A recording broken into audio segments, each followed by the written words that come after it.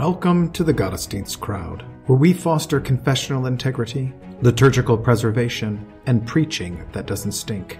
We believe that the historic liturgy of the divine service is more than mere cobwebs of antiquity, but it is a true treasure of the Church, to be dusted off and brought down from her attic to be enjoyed. So let's get dusting. Welcome back to the Gottesdienst crowd. This is Jason Braaten. Today we have a special guest with us, Andrew Isker. He is the pastor of 4th Street Evangelical Church in Waseca, Minnesota, and the author of The Boniface Option, a strategy for Christian counteroffensive in a post-Christian nation. Welcome, Andrew. Yes, thank you so much for having me. Yeah, it's good to chat with you. Not face-to-face because my internet connection won't allow video, but it's good to chat with you nonetheless. Oh, wonderful. Yes. Thank you for having me. Yeah. So what I want to chat with you today is obviously your book. Luther, in his Heidelberg Disputation from 1519, talks about comparing a theologian of the cross to a theologian of glory. He says the theologian of the cross calls a thing what it is.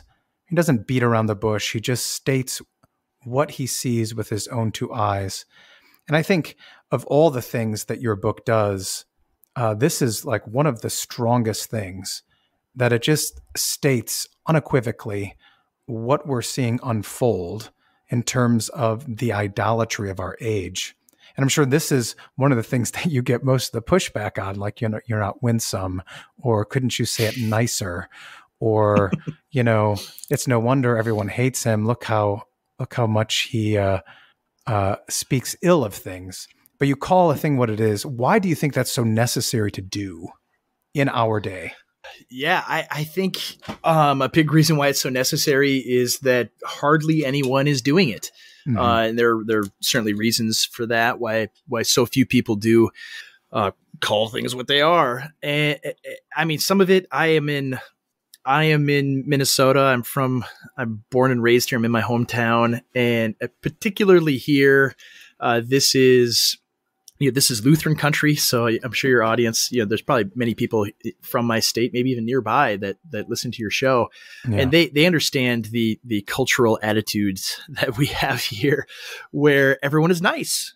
You need to be nice. And the greatest ethical, commandment, the greatest among people here is you need to be nice. You need to be nice. And I resist that because I read the Bible. I see in the Gospels, Jesus is not very nice most of the time. I mean, if you actually read, people read it through this lens, right? They read the Gospels through this lens that Jesus is just this sweet, nice guy. You see the paintings, especially at many Lutheran churches, where you have Jesus there. There's the little lambs and a bunch of little kids, and he's hugging them, and he's just so nice. He's so sweet and gentle. But then you read the Gospels, and everywhere Jesus is going, he's picking fights with people. He's arguing with people. He's condemning people. And we don't do that because it's not nice. You're not allowed to do that. You're not allowed to say anything that might be perceived as offensive. And the great irony, of course, is, and I don't have to tell you this, right? You read Luther, and he's much more like Jesus was in the Gospels than our modern, very polite, very nice sensibilities. And so, I mean, that's one of the criticisms I've had with my book. And I'm sure you've read Rod Dreher's review of my book. And that's really what sticks in his craw is, well, this is just a young guy that's full of hate. He uses the word hate and disgust and things like that all the time in the book. And it's like, yes, I am not happy with our current, political and cultural and social arrangements. And the better question is, why don't you feel the same way I do about it, Rod Dreher or any other critic of the book. Why doesn't it fill you with some kind of thumos about all the things that are so insane about our world? And I think the reason why is many people are very comfortable, right? Many people, they see it. They see the drag queen story hour. They see, I mean, even here, I live in a very conservative part of Minnesota, but just yesterday, the next town over, Owatonna, there was a school board meeting where they have this policy where guys dressed as girls can use the girls' locker room, and there's only one school board member that said, "Hey, maybe that's not right," and there's a huge giant debate over it. It's like this is right next door to my little town. Mm-hmm. These things are unavoidable. It's not just in places like San Francisco or New York City or wherever, Chicago. It is in our communities. It is totally unavoidable now. And you need to ask questions about how did it come to this? How did it get to this point? We didn't just have a normal, stable, healthy, well-ordered society that one day decided now we want to, chop the genitalia off of children, right? That didn't come out of nowhere. And so much of the book is recognized, okay, we've reached this point of just sheer, utter moral insanity.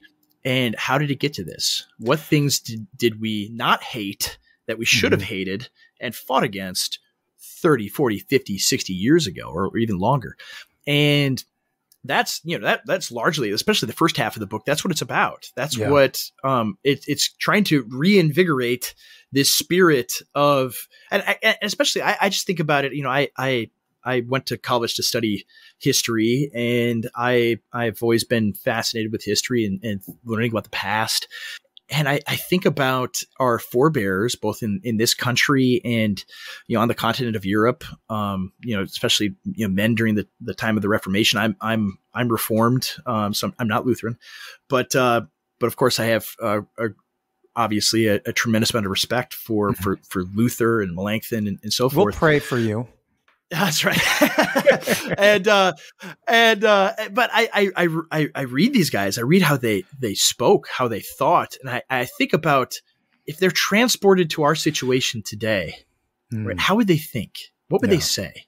Right? What would you'd take Martin Luther to the year 2023, right? He's able to speak English. And what would he say here now today in our country? Would he be a nice, polite, good little Lutheran church boy, or would he be full of fire and brimstone? I think the answer is just absolutely obvious. How he would, what he would be like. I think about my own great great grandfather. He was a German Reformed minister, and I think, what would he say about life today? Would he just be sweet and gentle, or he would fire be coming out of his eyeballs? And I think it's the latter. I think we need to become more like those men. There is a stream of indifference that is running through our society, and in particular within, I think, many of our churches. We don't really know what to love, and because we don't know what to love, we don't know what opposes it that we should begin fighting against and hate. Could you talk a little bit about maybe how did this indifference happen? I mean, was it just because it was far away and it was on the, the weird coasts, the left coasts, that it seemed like, or it was away in, for my folks, it was in Chicago, or it's in, the Twin Cities for you, that it just was removed and we just were like, oh, we can keep on existing how we are and not worry about it? Or what do you think led to that kind of indifference? I think some of it is that, where I live, it sounds like where you live too, is kind of the Shire. You're right. We live in the Shire, and life is pretty good. It's not great, and people understand that it's gotten worse. Like in the Midwest over the last 20 or 30 years, my town, it's larger employers, big plants and factories and things like that have all closed down. So all of the pretty good paying jobs that regular people could get have just evaporated. There's far more drug use and alcoholism than there was. I mean, that makes up the entire arrest sheet in the newspaper is drugs and DUIs and things like that were far less common when I was a kid growing up here. And so you just see it driving around. There's a lot more poverty. There's a lot more houses that are not maintained and run down. Things are bad and people feel it. But it isn't like the Twin Cities. It isn't like Chicago. It isn't like New York City or San Francisco or Portland or something. And so you don't see it to that same degree. So you think you're safe by comparison, right? You think you're in the Shire. All the bad things are out there. They're not coming to us. But even in the last year, like the local high school had a choir teacher that is non-binary, and they had to call this. They told the students, you have to call her mix, whatever. And if you don't, you're going to go to the office and be disciplined. And I'm thinking like, all right, I went to that high school. If I was in there, I would call her miss, and I would make them take me to the office every single time. Like that's what I would do. And maybe that's just cause I'm me. And I'm just antisocial or something. But I think it's some of that. It's that we think we're insulated, but I think some of it too is that we've enjoyed a tremendous degree, really an unprecedented level of affluence that isn't just the wealthiest people in the country, but really regular people. That we had a real middle class that enjoyed 60 years of prosperity since the Second World War. That is uncommon in the history of the world. Yeah. People lived so well.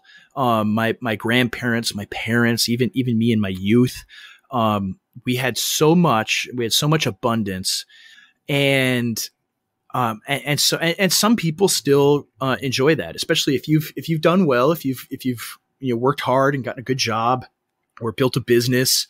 It's very easy when life is pretty good, right? For you personally, you're able to go on vacations, you're able to, do things that you like, to think, well, things aren't that bad, right? Yeah. Things aren't that bad because life's good for me.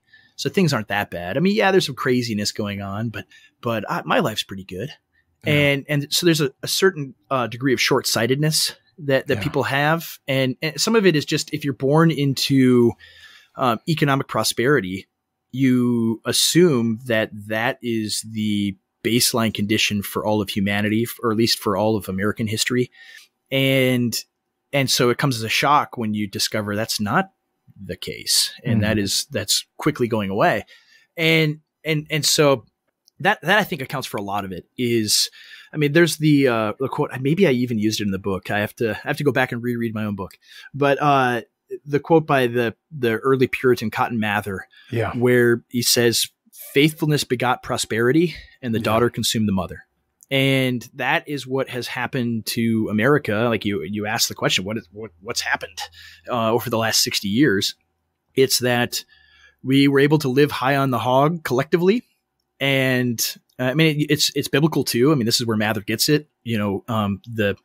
Moses says this in the law, that my own hands have gotten me this wealth. You're going to live under your own vine and fig tree and say that I'm the one that did this. And then you're going to turn away from God and worship idols.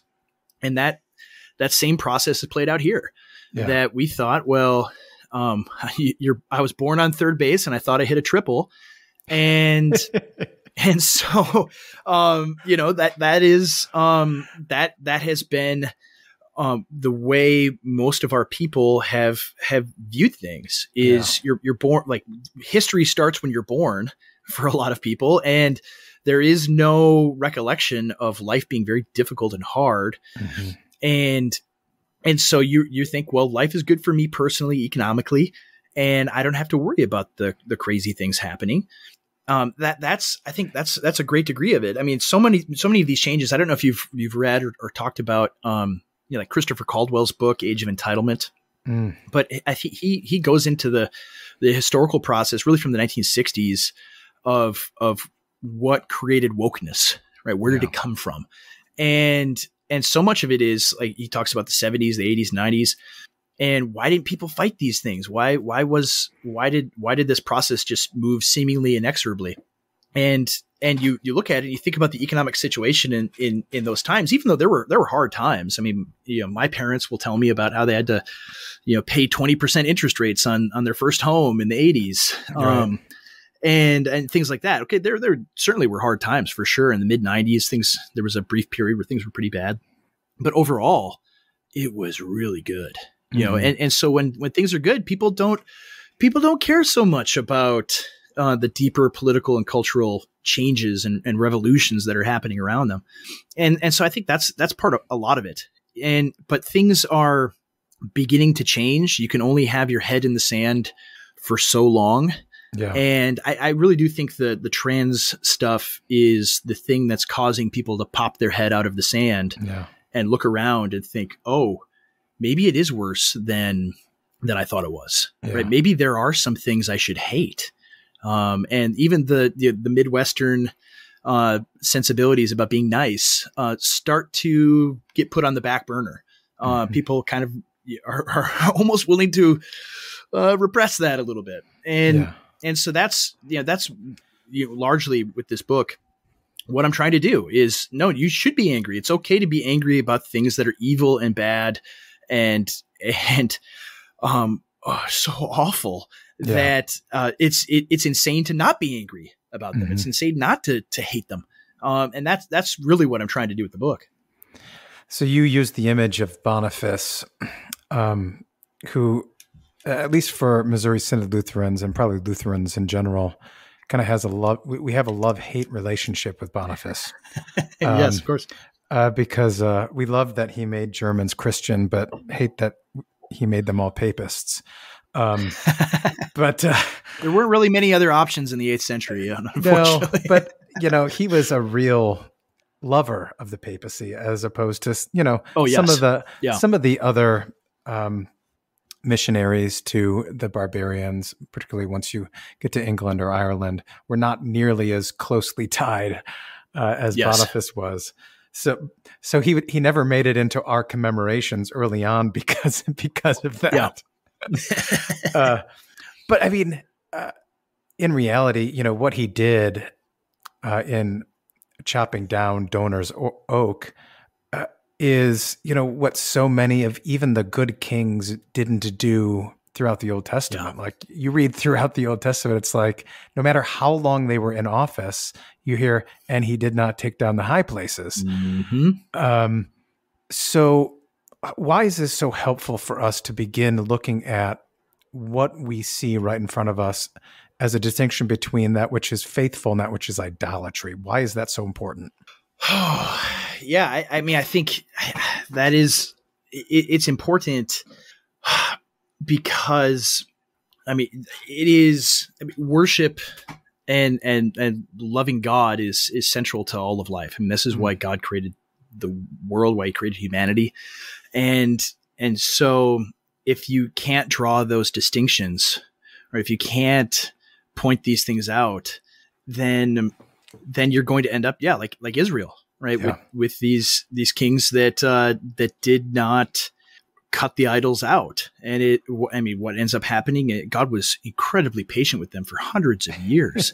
And finally, the clock ran out, right? Yeah. And despite Josiah's reformation, that only delayed it by a generation. And so we're facing the same things. And history moves in the same way because it's the same God. Yeah. And a people fall to idolatry and for all the same reasons, right? It's the same things. Like why? I mean, that's a thing I remember, thinking a lot about when I was studying for ministry and shortly thereafter. It's just trying to put myself like I spend just hours thinking as I'm reading through these passages in First and Second Kings, and put myself in the position of these people. Right? Why would they do this? Right? Why would it seems so foreign to us? Like why would you have God right there? Right? You have the temple. You can worship him. Why would you worship these idols? Why would they do that? And then you begin to think, well, it's because these idols gave them things they wanted, right? Why would you burn your children to Molech, And it's like, well, because they would see the Canaanites around them and see other people doing it. And all of a sudden they had prosperity that you didn't have. And the idols worked. That's why the idols, they gave you the things they wanted. And so I look at our own contemporary situation. Like, why do people worship Mammon? Right? Why do people worship Molech? Why are they so? I mean, in my own state, it was crazy this year. The abortion laws they passed, where it's right up until birth. Like you could kill a baby as it's coming out of the womb in our state, and now as of this year, and I'm watching this debate. I got to go to the state capitol and testify against it. And the people at this meeting, I mean, they were so rabid and so insanely devoted to this idol.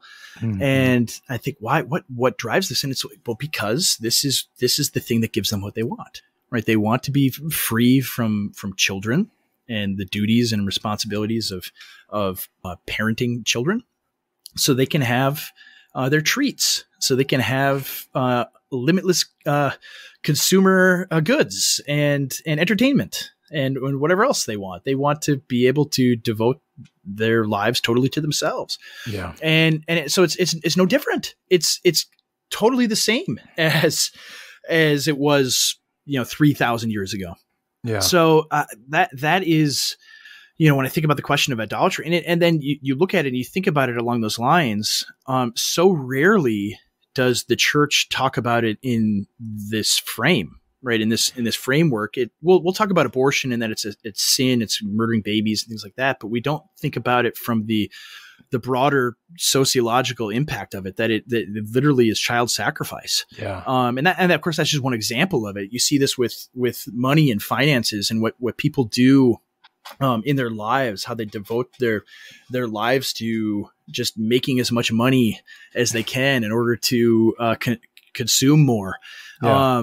And this drives our entire society. I mean, I talk about this in the book, that like, why has feminism taken off, and why is it's such an integral part of our society? Well, it's because if you double the workforce, right? If you don't have a traditional, natural family where it had always been for almost all of human history, where you have a household and right. Fathers work and mothers rear children. You don't have that. Well, you could double the workforce, right? You can have two incomes now.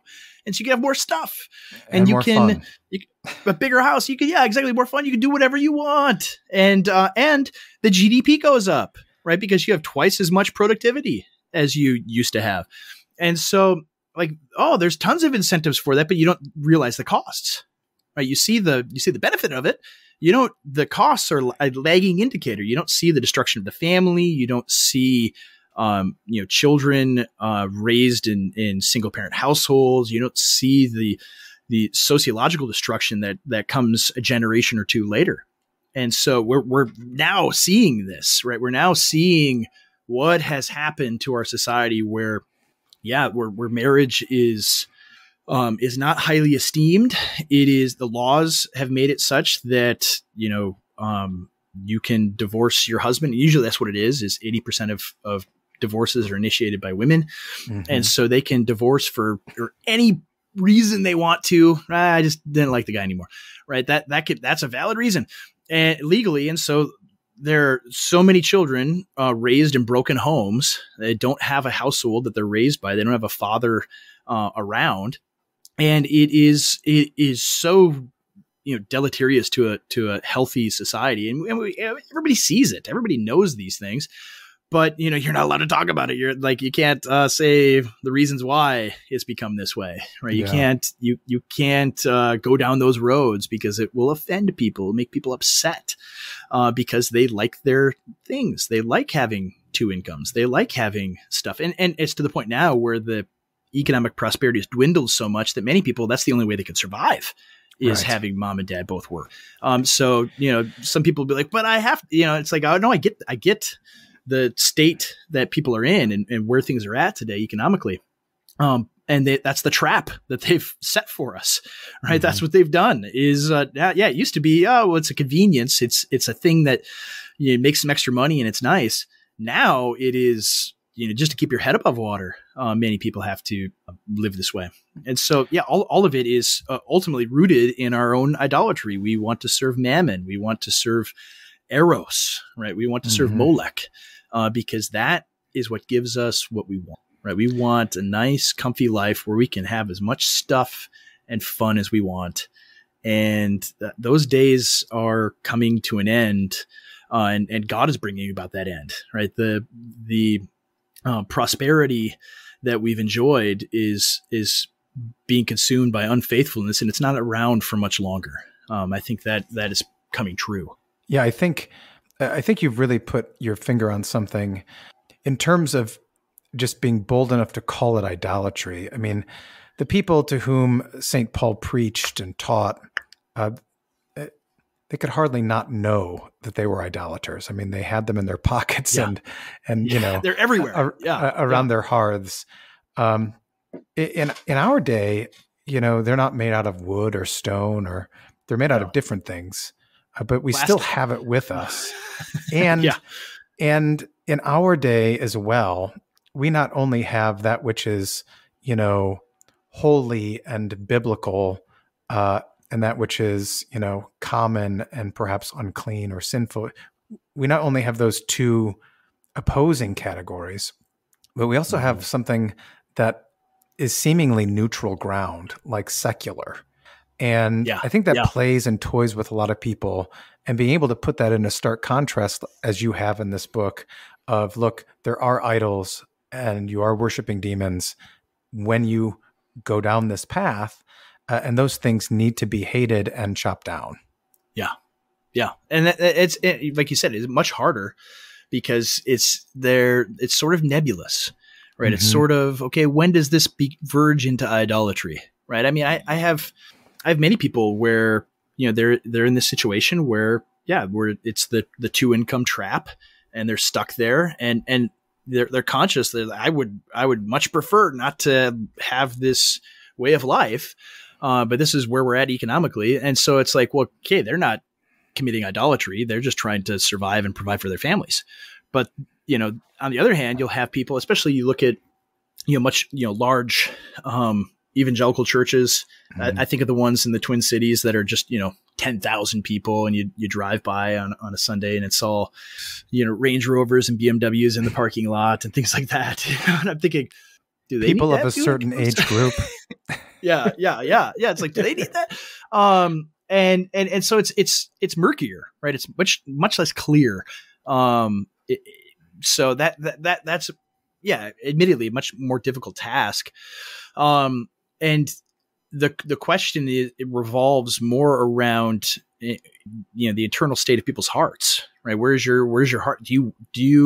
What is the driving force behind why you do the things that you do, why you live the way that you do? Is it a duty to your family and to your children to provide for them and care for them, which clearly the Bible teaches is what, the Apostle Paul teaches is what should motivate you, right? These are good, holy, and healthy motivations that people have. Or is it, I would really like to go to Mexico a few more times, and that there's a boat I've had my eye on. I really want to have that. Like, if that's the driving force, right, then it's a little bit more obvious, right? So people have to examine themselves and ask, okay, am I falling into this? Do I not hate the things that I should hate? And do I not adequately love the things that I should love? And that's, I think, where the dividing line is, as far as idolatry goes. I mean, and you see the term idolatry bandied about, especially by the big evangelical world, the mainstream evangelical world, where, I mean, they'll even talk about the idolatry of the family, right? They talk about that, like, this is the idolatry of the family. And do we really have that kind of problem in this day? Yeah, exactly. And they'll point to, well, people decide not to go to church on Sunday because they want to spend family time. It's like, oh, I see that. Yeah, that's a problem. That's bad. But overall, are you insane? The regime that rules over us and enforces our cultural mores, they hate the family. They're actively destroying the family. Or what do you mean idolatry of the family? That's like the things those people call idolatry and criticize is all within the priorities of the regime, right? It's very easy for the mainstream evangelical leadership to call anything idolatry. Well, having a nation with borders, that's idolatry. It's like, oh, okay. How about some things that those people want us to have? Is that idolatry? No, they never go down those roads. And you see this too with the promotion of, the gift of singleness, right? The gift of singleness. Well, you have the gift of singleness, right? And what does that mean? It means I want to continue to have fun and live like I'm in college into my mid-30s, right? That's what I want. And that they'll say that's holy. That's the gift of singleness. If somebody says you should settle down and get married and have a family, that's what God wants for you. Well, that person is an idolater. That's a person that's committing the idolatry of the family. Right. And so it's the priorities are so backwards. It would be comical, and I'm chuckling a little bit about it, but it honestly, it's not funny. It's evil. It's so abhorrent. And you think about, again, back to ancient Israel, like where were the idols of Baal? They were in the temple, right? They were in the temple itself, right? They set up these idols inside the temple and around the temple. And so, well, who's responsible for the temple? The priesthood is, right? Under that arrangement, the ordained ministers of Israel, and they're the ones at least allowing, if not setting up, the idolatry itself. And so where does the onus fall? Well, the judgment begins at the house of the Lord. And so I think a lot of it is our leadership has been, either naive and unwilling to call things what they are, like what you led, the episode with here, or just entirely complicit. Right. Entirely complicit in it. It's like, well, it's good for me in my career if I just keep my mouth shut about these things. And so I'm going to, why does it happen? Why did those things happen in Israel? Why did the priesthood not, they're all armed with swords. Why didn't they, do what, their progenitor did in Exodus and start hacking people up that are committing idolatry? Why did they do that? And it's because, it was good for them, to not, right. They had their set of priorities, and it was not on protecting, the people of God and the law of God.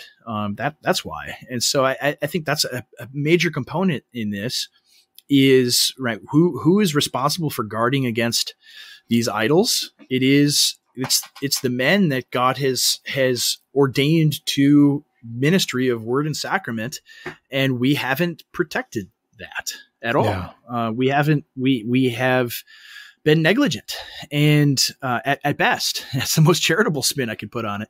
Yeah, and so that's the biggest thing that absolutely has to change. And I talk about this in the book that we need leaders that are bold. We need leaders that will tell the truth about things. And I mean, we're in many ways. I didn't write about this in the book too much, but we're in a very similar situation. Although in the chapter on worship, I did to a certain extent. We're in a situation that's somewhat analogous to, late medieval Christendom at the dawn of the Reformation. Mm-hmm. And what I mean by that is most worship in the American church is honestly very similar to medieval Roman Catholicism, right? People don't fully recognize this, and this happens all the time in the evangelical world. You probably notice this too as a Lutheran, that any traditional worship forms, traditional liturgy and things like that, are viewed by evangelicals as like Roman Catholic light, right? Mm-hmm. They see it's like, oh, this is like Roman Catholicism. Oh, the pastor is wearing a robe and has clerical garb and what? And the reality is, right, the way we do worship today, overall in America and most American Christianity that actually still believes the Bible, is you have you have a pastor up there, you have a band, and it puts on a performance. Yep. And maybe the congregation sings and participates, maybe not, but they sit there for an hour. They witness this religious performance that occurs, and then they go home. And you look at the situation in medieval Catholicism, it was the same thing. You would have a priest who he wouldn't even speak in the vernacular of the people. It would all be in a foreign language, in Latin. There was no sacrament, very rarely observed. And when it was, they would only get bread. Only the priest got wine. And there was no congregational singing or participation from the people. It was the religious professionals are putting on a show. You sit and watch. And you don't take it. You don't learn any Bible there because you don't even speak the language. And then you go home and you see this too, where the sermon is maybe 15 minutes long, and it'll be, like a TED talk, and there won't be any actual exegesis of the Bible or Bible passage, or it'll be very trite if there is, and it'll be very tenuous connection to whatever passage they read. And so it's this religious performance that people sit and observe. There's very little word, almost no sacrament. Maybe they do the Lord's Supper once a quarter or once a year. And it's so analogous to the way things were then. And you can see it if you have eyes to see it.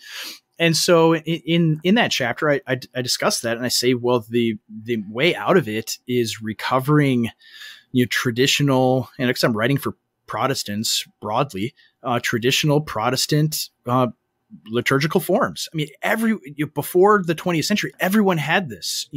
Baptists had a liturgy that they followed, even, and so that kind of thing has to be recovered, and it recovers a certain solemnity to a service. There's actual congregational participation when you're singing hymns together, when you're singing psalms, and obviously there's participation when you're observing the Lord's Supper every week. And so and I think about it too. What does the enemy not want? What does Satan not want? He doesn't want God's people singing. He doesn't want God's people being fed the word of God and in a real meaningful way where they're digging deeply into the scriptures and learning what it means. He doesn't want them to have the sacraments, right? He wants all of that withheld. And I believe, and this will probably resonate with your audience too, that there's real grace that happens when you take the Lord's Supper, that God is giving grace to his people through spiritual means. And if that is true, and I think it is, well, then Satan doesn't want the people to have that. He doesn't want them communing with Jesus Christ. He wants them to have that withheld from them.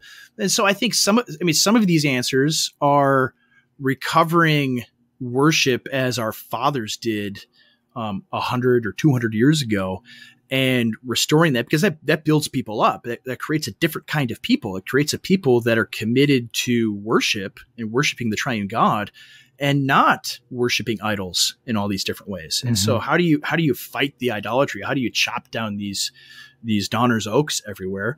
Well, it's chopping them down, not worshiping the things you should worship, but also loving the thing. That's the thing. Like, Rod Dreher doesn't get to the part where I'm saying, like, this is what you should love, right? Exactly. You should love your wife. You should love your family. You should love real worship of Jesus. You should love that stuff, because that's how you chop down the idols in your own heart. I talk about that, but I guess, it's more poignant for his readership to care about this angry young man. But at any rate, like, that's the stuff. Like, what's the antidote to trash world? What's loving the things that we should love, and worshiping God faithfully in a manner that he prescribes. Not designing things for pragmatic reasons because, well, if we do a really snazzy show, that'll bring people in, right? That's dying. The seeker sensitive movement is falling by the wayside because people don't want that, right? Yeah. They can get entertainment in a myriad of other ways, and the people that actually want to worship in a real, and I hate to use the word authentic, but authentic way, are the ones that are going to do it. The ones that will be drawn to Christ are the ones that want the real stuff and not something that's tepid. Yeah, that's a really good point. I mean, we're always dealing with that within the Lutheran Church too. Giving up, people giving up what our forefathers have handed down to us for something new and flashy or something to that effect.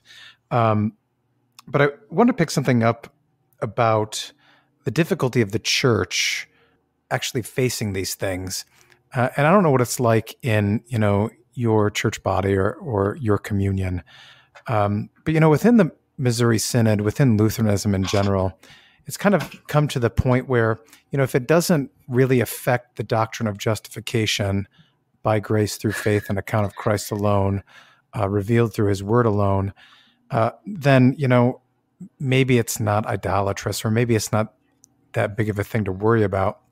And what I think is so poignant about bringing back the terminology of idolatry, it really does point out that even though it might be attacking something in the first article of the Creed dealing with how we were created or what we were to be, it still does affect the doctrine of justification, only perhaps not on its periphery, but not immediately understandable or immediately recognizable.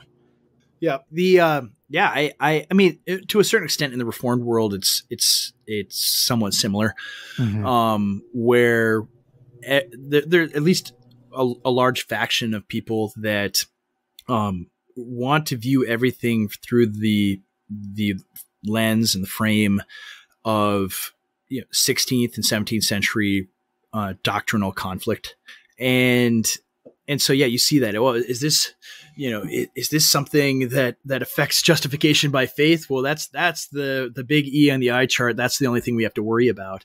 But I would maybe say, even within your own context, if you look at, to bring up Israel in 2500 BC or rather 500 BC or 800 BC, get my timeline right.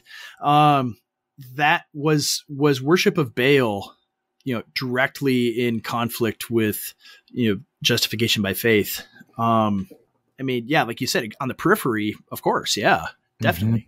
But it's not, you could be a Hebrew that believes that, I believe in the Lord. And so, but I'm also worshiping Baal. Right. Is that affecting it? Well, yeah, it is. It is, but not directly in the way that we think. It's not like the Pharisees, right, saying that you need to keep the law in order to be saved. So we would not focus on that. We wouldn't emphasize it as much. And so, you see this all the time where it's like, well, there are other categories, that we have to grapple with and deal with. And like you said, the first article of the Creed, or even, the first few commands of the 10 words, those are still there. Right? Those are still there that you have to deal with. Like you worship God alone and not bow down to created things. And of course, the context is different. We're not worshiping these demons that we've fashioned idols for in the same way. It's much more oblique. It's much more nebulous, but nevertheless, we're still bowing down before, 4-footed things and created things. And so it becomes, it's a much thornier question, much more difficult to grapple with in like a theoretical sense. But in like a practical, real world, earthy sense, for pastors on the ground, they see it and get it. Like when you're dealing with, counseling situations, and you have a people that, right, you have someone who, very clearly is living for the world, and they'll say they love the Lord and they go to church and all of these things, but they're the entire breadth and depth of their life is their love of trash world, right? And every decision they make is through that filter. What are you to say there? If you have to walk through the lens of justification, right? I think that becomes much more difficult. And so, yeah, I sympathize with you because so much of it is wanting to fight the exact same battles that our forefathers fought when we were in a different situation, in a different context, where it's not as though those things don't matter. I don't want people to get that impression. Yeah. But our battles today are very different. Mm-hmm. And you raise Martin Luther from the dead, or you raise John Calvin from the dead, and right, he's not going to be writing so much about the papacy today. Right. He's not going to be condemning the papacy. He would not be a fan of Francis, right. But it would be within the frame of fighting trash world, right?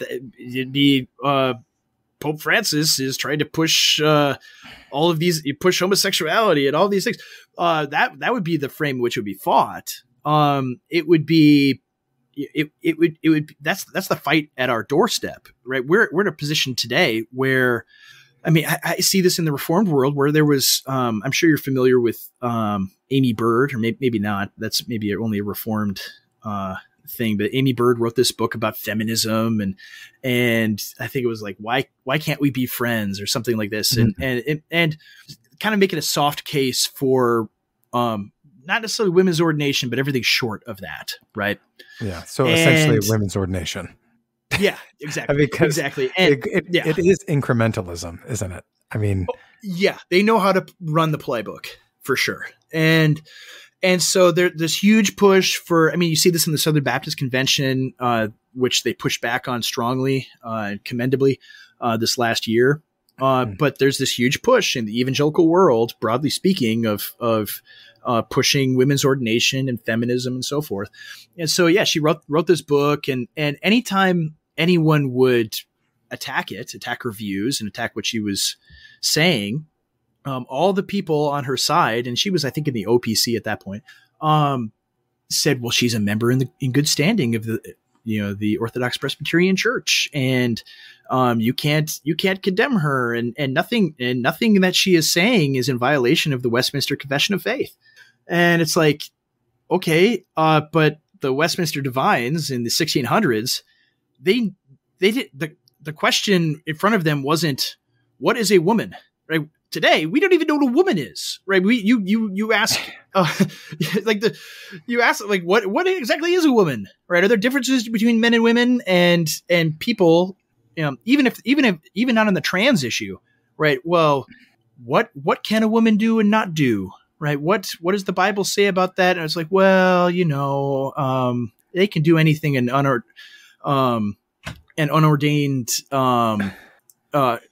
unordained man can do, right? That's the big line that they go with. And it's like, well, no, there's actually a distinction between men and women that was implicitly understood in the 17th century when they wrote the Westminster Confession of Faith. Like, all of those men then, they understood that. They lived in that world, and our world is very, very different. And we're confronted with much different issues than they are. And so, that's the big picture is, we can't just go back to, the 1600s to answer these questions. We have different challenges in front of us that they did not have, that we need to stand as resolutely as they did then with their issues. And so that's always the frustrating thing is wanting to do, and I see this in the Reformed world, and maybe you see this in the Lutheran world, but wanting to do the, 16th and 17th century LARP and just try to pretend that, yeah, we're fighting the papacy. It's like, that's not as much an issue anymore here today. That's not the big fight in front of us. And because men don't want to confront the idols in front of us, they will pivot back to fighting the idols that our forefathers fought and bravely stand against them, when those are just paper tigers now. Those are you're building monuments to the prophets, and you're not doing the works of the prophets today. that's what I see everywhere when you when you bring up, well, why can't we frame it in just in terms of justification? I see that the exact same playbook run in my circles too, it's frustrating. Yeah, it's what it ends up being. I mean, it's the easy thing to do, right? To just replay those old battles. But it also, I mean, I think it highlights something that you do in your book, but also that Chesterton wrote about, that the soldier fights not primarily because he hates what's in front of him, but because he loves what's behind him.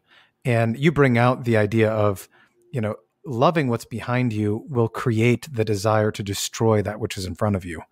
And I think Chesterton is thinking about that as well. Like, this is the necessity of doing battle. You do it because you love what is behind you. And we live in an age that doesn't hate what God hates because it doesn't actually love what God loves. Like in our age, what are the things that we really need to concentrate on loving? Yeah. That is the question, the $1 million question. And it's in our age, I think it's many of the things we've already talked about. It's loving your family. It is loving your church. It's loving the Lord. It's loving those things that he loves as he describes in his word, and not necessarily the way our current culture configurates them. And it's loving your community that is around you. It's loving your nation. It's loving those things that are good and right. It's loving, actual justice, and order that comes with a Christian society and Christian people. It's loving all of those things, these things that have gone by the wayside. I mean, things that have been intentionally removed from our society by the powers that be. It's loving those things. I think so much of it, I don't know if I could have written this book, or even if I would have thought the same way that I do if I didn't have children and a wife. Right. I see them and I love them, and I'm mortified by the world that they are going to inherit, on one hand. But at the same time, I want to raise them up to hate these things, to hate all of these evils, and build things that are commendable and lovely and good. And so, like, that's, I mean, it starts in my own life, right? You have these people that God has given you that you have to care for. And because I love them, because I love my own congregation, it's a very tiny little one, here in a very small town. And I love them. I love these people. I want their lives to be good and not bad. I want them to love the Lord. And so that's the thing that drives me, and should drive all of us, is, like you said, like the Chesterton quote is very apt, that I don't despise trash world because I'm just antisocial and I want to hate things. Yes. I despise it because it is a threat to every single thing that I love, right? Every part of my way of life, every part of my family and my children and my church and my community, it is assaulting and wants to destroy. And so, right, what drives it? It's because I love good things, and I want these good things. And I don't just want them for myself. I want them for all of these people. Yeah. Right. That's what I want. And the thing that should drive us. And I think, I mean, so much of it is, again, we've been blessed with such tremendous prosperity, and that can produce a certain level of narcissism in people, where they just expect I should get to have good things and nice things and fun things and enjoy my life. And that comes at the expense of duties that God has laid before you, and duties that you should actually love, right? You should love your children and not want to murder them. And you should be overjoyed that God has given you children. This is a great blessing. I mean, his word says this: children are a blessing and an inheritance from the Lord. Right. And we despise that. We despise them. And so that's some of it is just reconfiguring our entire mental framework and reorienting it to the way God has designed human beings to live. I mean, it seems like it's such an insane time that you even have to like engage in that kind of conversation that actually you should love your kids. You should love them and not despise them and not think of them as a tremendous burden. Like that's nuts that you even have to go there, you know? I'm like, some of it is just recovering, and I talk about this and that's sound like a broken record. I talk about this in the book. But I talk about that it isn't just, a war, you know, trash world, as I described, it isn't just a war on Christian things, on things that are bestowed upon us by God's grace. It certainly is. It's not less than that, but it's even more than that. The natural created, you know, common grace world that God has built for all people, not even just Christians, that's under assault too. That is something they want to upend and overturn. And you have to fight to just get people to live within the reality that God created, right? You have to do battle to say, okay, here's what a woman is. Here's what a man is. Here's how they're different, right? You have to make these arguments that if you go back 1,000 years and you try to explain to people, the way our world is today, and even that conversation, how would they react? They would think you're insane, right? They would think you're a madman if you're describing the world in 2023 America today to them. Mm-hmm. But they don't know what women, and they kill their children all the time. Even though abortion is something that existed in the ancient world, nowhere near as widespread, as it is today. They just kill all their kids. That's how they live. Like they would think they could not conceptualize the world that we live in today. And so to bring people back to reality is such a monumental task.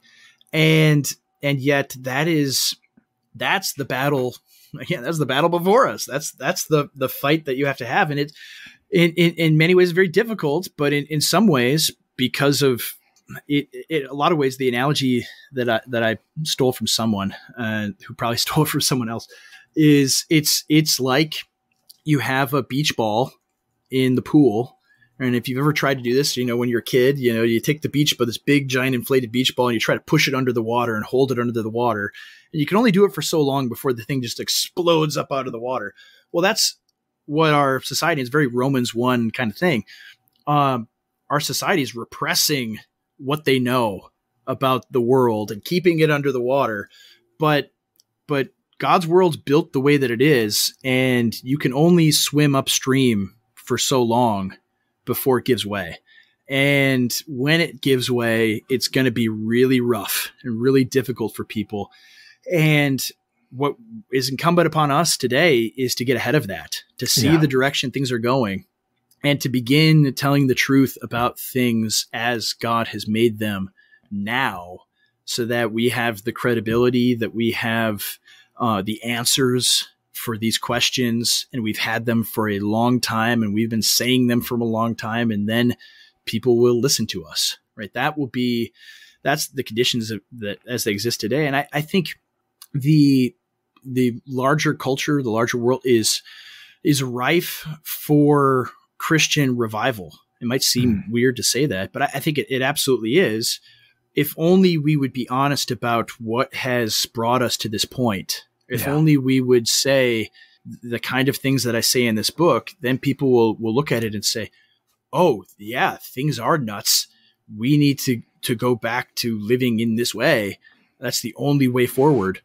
And those are the answers that people desperately need. Yeah. And so I think over the near future, the coming years, the churches, the pastors who do that, God is going to bless them greatly. It's one of the things you bring up in your book early on, and it might be in the introduction, it might be in kind of the first chapter of the first section. You talk about how we tend to think that if we can just reason with the Bugman or Trash World. Right? That if we can just reason with them and show how, the way they see the world actually doesn't correspond with reality, but Scripture does. And we just have a failure to delight in assertions. Luther has this great thing in the Bondage of the Will. He says, "It is not the mark of a Christian mind to take no delight in assertions. On the contrary, a man must delight in assertions or he will be no Christian." You take away assertions and you take away Christianity. And that's kind of where we're at. We're wanting to have a rational discourse with something that is completely irrational. Instead, we need to be, as really you're kind of like calling us to arms, make assertions, start asserting that this is just crazy.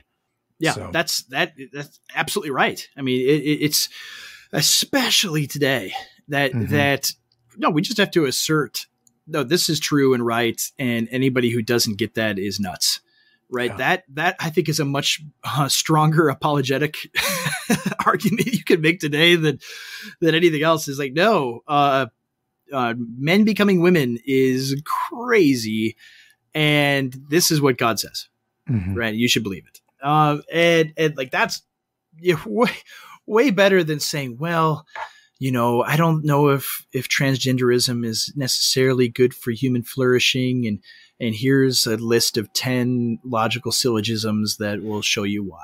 Like that. No, you're not dealing with things that, like you said, can be argued rationally. It's an insane world. And so, you have to assert what God says and let the chips fall where they may. Now, where I want to chat a little bit, and we're coming up on an hour here, is, most people, when you kind of make so here's your general case for why this is trash world and why we need to chop down this idolatrous oak. We're making and on the whole and for the most part, this is what we see, general and generalized argument. And most people end up kind of recoiling towards that because they have specific people in mind. Obviously, you still need to make assertions even to those specific people, but does the way or the manner, the tone as is often used today, does the tone change then to that actual individual and dealing with a specific person, not a general situation? Oh yeah, I think so. I think, if you're dealing with, a relative or a friend or something, of course, you go from the general to the specific, and of course the context is different. And so when I've personally dealt with different issues, that is the tack I generally take, where you don't, and it doesn't mean backing down on the things you're asserting. It simply means being gentle with a person in front of you and trying to win the person if you can, versus just writing them off, saying, "Oh, you're nuts," and I don't care. I mean, that's largely today what people in the grip of trash world do, where, if you don't accept my lifestyle, if you don't accept what I am, then I'm writing you out of my life. I'm not going to have this negativity. So they already do that for you. But I think on one hand, you shouldn't just write people off and write them out, if you can avoid it. But that doesn't mean that you can't speak frankly and honestly well at the same time, or that you should be afraid to. I think a lot of people are afraid. I mean, you get to the question of, so many people have to deal with this today, where it's like, well, what if I get invited to my gay cousin's gay wedding? What do I do? It's like, well, you politely decline to go. That's an easy one. And it's like, well, if they have any respect for you, they will be okay with you not approving of that. Right. That, like, you have to draw clear lines with people, and create boundaries right? These very clear moral boundaries of what is and isn't okay. And so like that I think is a lot of it. And any of these other issues, right? When you talk about feminism and things like that, you'll have friends, your wife will have friends who will think you are just this insane, evil misogynist that hates women.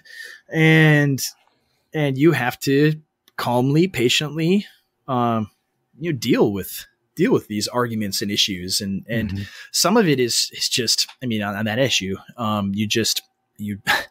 you live your life and they can see the joy that your wife has in her household and raising your family and you providing for her and all of these things and how good her life is compared to their life. And the proof will be in the pudding. Some of it is you just have to, fall back on that, right? A lot of the time you just don't even have the argument because it's going to be fruitless.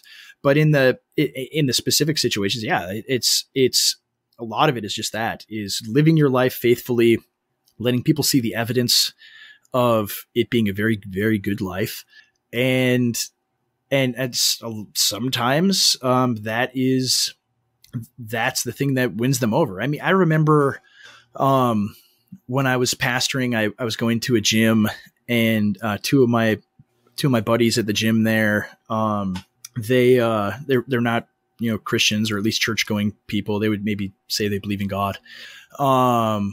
They came over to my house, and they're sitting there, and, my wife is making us dinner, and I'm, just sitting there like, "Oh, honey, can you go grab me a beer? And do you guys want one too? Can you grab them some?" And she's like, "Oh, sure. Yep." And like, "Oh, we need some napkins. Can you grab cause she's over in the kitchen working on stuff." And I'm sitting and visiting with these guys, and their like jaws are at the floor. You just ask your wife to do things and she cheerfully does them and says, "Yes, honey. Okay." Like it felt like for them, like they were transported into like the 1950s Leave It to Beaver, world. Right. And these guys are both, now divorced, and hopefully I'm not too, I'm not betraying their confidence with this story, but they did not have that in their lives at all. Anything remotely like that. I mean, it was shocking to them to see a wife whose husband asks her to do stuff and she just does it. They, cause their wives would be like, "Get your own darn, beer, or whatever." Like that would be the response.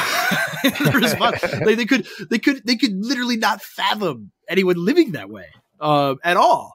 And so it was remarkable for them to see that.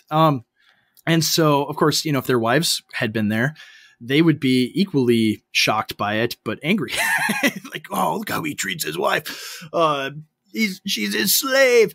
But the proof is in the pudding. Here's this happy, cheerful woman who loves her life and loves her children and loves her household. And you just see the joy in this. But for me, it was like, well, of course that's that. I didn't even notice it. It doesn't even register. And so it was good for me to see that, like, oh, I have a really good life. That's right. But like those kind of things, right? Those are the kind of things that I think when you look at the particular, is people can see that, right? They can see that, okay, yeah, it's not good. Life isn't perfect, and there's still going to be conflict in your household. Like you still, even if your wife is not a feminist, you're still going to have arguments. You're still going to have fights. But life overall is just so much more pleasant and good and so much better for both of us. And that is such a stark contrast with the way people live today, that it is attractive, right? It is immediately attractive to people, much more easily for men today than women. But even for women, seeing that, oh, like they'll see the things, I'm not going to brag about myself, but like they'll see the things that I'll do for my wife and my kids without being asked, that you're a dutiful husband as well, and think, why can't you be that way? Things like that, where that is what we have to do. That's what we have to do in our own lives, is provide this external obvious evidence that this way of life is so much better, right? So much better for everyone, that then it becomes undeniable. Then the only reason anyone would hate you is just because they are just seething and loathing things that are good, and just out of this petty resentment. That's what changes culture. I think is people actually seeing it done. I had the privilege of studying for 3 years in Moscow, Idaho. And I think you've had Doug Wilson on before here on your show. He's coming on again. So.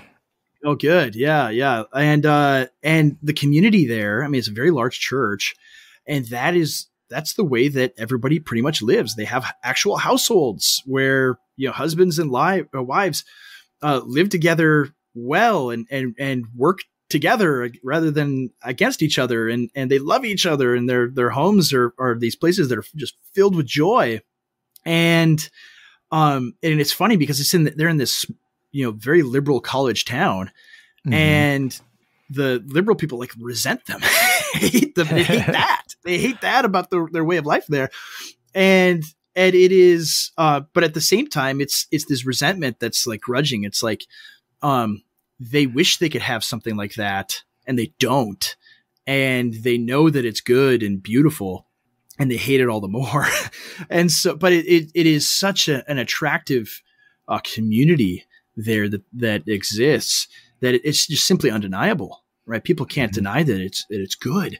And that, I think, is the way forward, right? You talk about how do you fight, trash world. It's like building places like Moscow, Idaho, that are so different from the way trash world operates, that people simply cannot deny how much better life is living the way that God wants us to. And so that's, I guess, how I would deal, how I deal with the particular and the general. And you see this with Doug too, where I saw this personally, where he would talk from the pulpit and in his blog and different public venues about homosexuality and about cultural issues.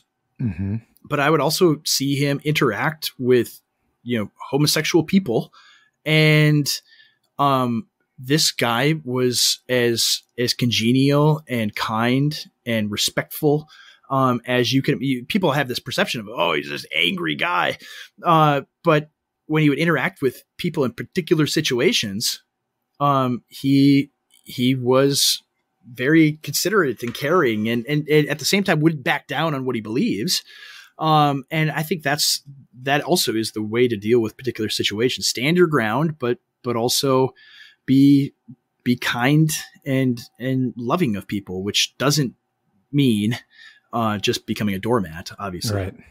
No, that's really good. I think particularly as clergy, I don't know if you feel this way, but sometimes I feel like I have to speak out of both sides of my mouth. Like I have to say the general in such a stark way so that really the people's minds are steeled against the things that are going to, try to thwart and overrun it from trash world. And at the same time, then be able to say, look, you still have to be a human being, right? You still have to interact at a level that is, not, constantly making war with people.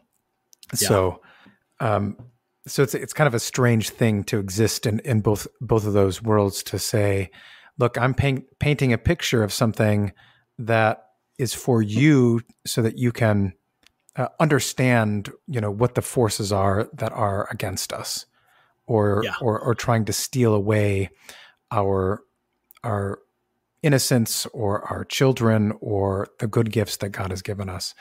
At the same time, at the same time, you can't act that way around every single person.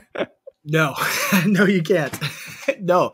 And again, like people have to, they have to go to jobs and deal with people that are rabidly left wing, or people that are homosexuals, or promiscuous women, or whatever whatever denizen of trash world that you put up there. Like they have to deal with them in in real life and interpersonally. And you have to, like you said, if they have the foundation of, well, here's what the Bible says, here's what Christians believe that I'm never going to compromise on, and that's in the background, but then you deal with the people that exist around you, that are in that world, then you are at least armed with the ability to stand your ground, but also be faithful and generous and kind to people, when that's required.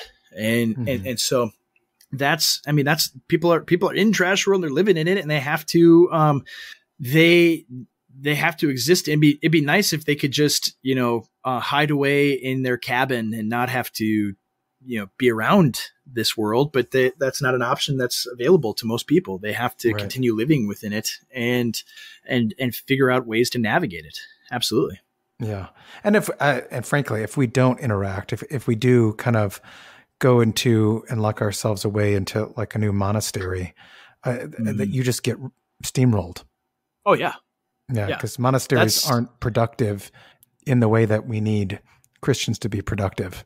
Exactly. And that was my big, why I titled the book the way I did and went down the road that I did. Cause I read Dreer's book when it came out, 6 years ago now. It doesn't seem that long, but it has been.